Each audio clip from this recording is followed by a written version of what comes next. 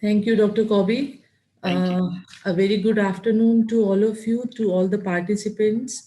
Uh, Today, I'll be talking about nutrition and food habit in Indian and African population and anthropological perspective. I'll just share my screen.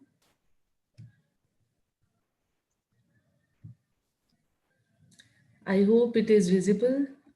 Yes, please. Yeah, If you can put it in a presentation mode. okay. Thank you. So, all of us know that nutrition is the science that explains the role of food and nutrients in human body during growth, development, and maintenance of life. And nutrition security is influenced by a wide range of factors that may lead to inadequate or excessive nutrients intake or may impair the nutrient utilization. The factor most directly influence nutritional status, which are analyzed under the categories of food security, health, knowledge, and care. And each of these is essential to attain good nutritional status, and they often interact with each other. So, in this next slide, there is I just explained this environmental condition of Africa, and just briefly, I'm sharing this that nutrition and environment are very closely associated. And according to the environment, the food growing in the geographical area linked with the nutrition of a population. So, whatever is growing in that geographical area is that food only the person can have or a population can have.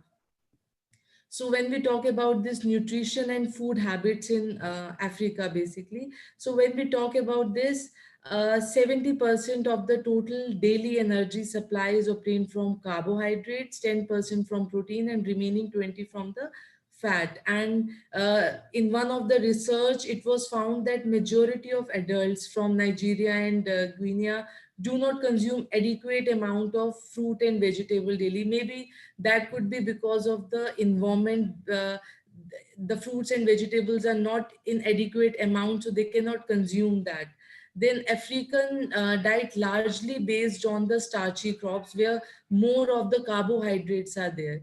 And urbanization caused shift in the composition of dietary staples from locally produced coarse grain like millet or sorghum to import wheat and rice.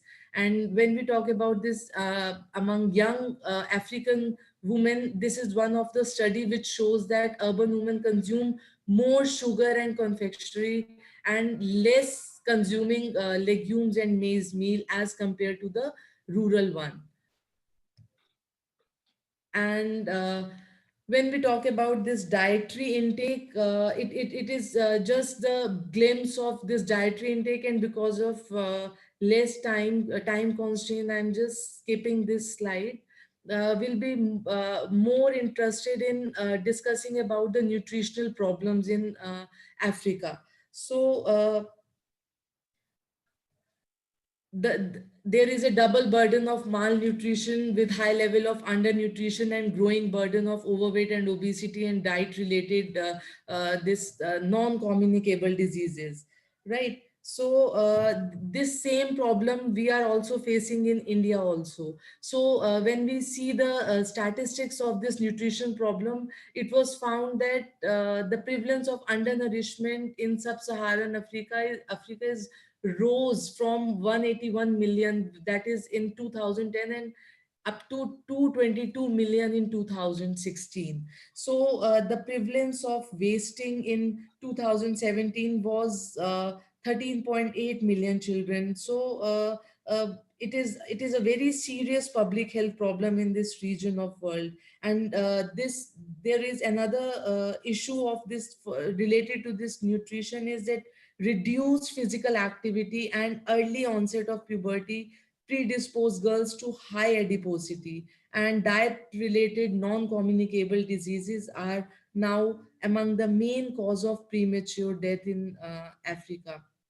And there are other problems also like which are related with nutrition like anemia, vitamin A deficiency, or other food insecurity. So there are average prevalence of, and yes, because of this transition in this phase of nutrition, the average prevalence of overweight in under fives is 4.9%, which is obviously right now is at the lower level, but it can increase. There are risk of increasing these problems, right? And the prevalence of stunting in under fives is 30%, which is greater than the global average of 21.9%.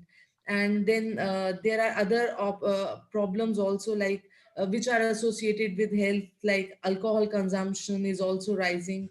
And as to the physical activity in South Africa, half of the population now live in urban areas. So all African countries, the prevalence of wasting in under five of 7.1% is less than the global average of 7.3.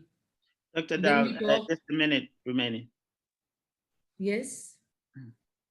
1 minute remaining, please. Okay, so I'll just quickly talk about the Indian habits, in food habits in India. Basically, India has a polygeographic terrain and cultural background where there is a more diversity in the food, and more of the, you can find out vegetarian food and other type of foods also. But in India also, the environment, if you are seeing, it is affecting the uh, it is affecting the nutrition value also, because there are climatic changes, or there are various pollutions which are due to which are affecting the nutrition of of a population. And as I told you that India is at the nutrition transition, and same problem is facing by India with both the burdens of underweight and overweight.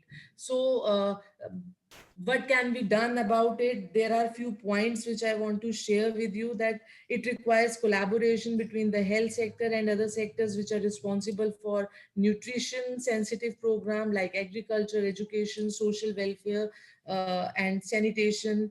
Then according to second World Health Organization global nutrition policy review, uh, actions to prevent the obesity and diet related NCDs in Africa consists largely of diet nutrition counseling, media campaign. So by giving the awareness to the population, we can always cope up with these nutritional problem which we are facing.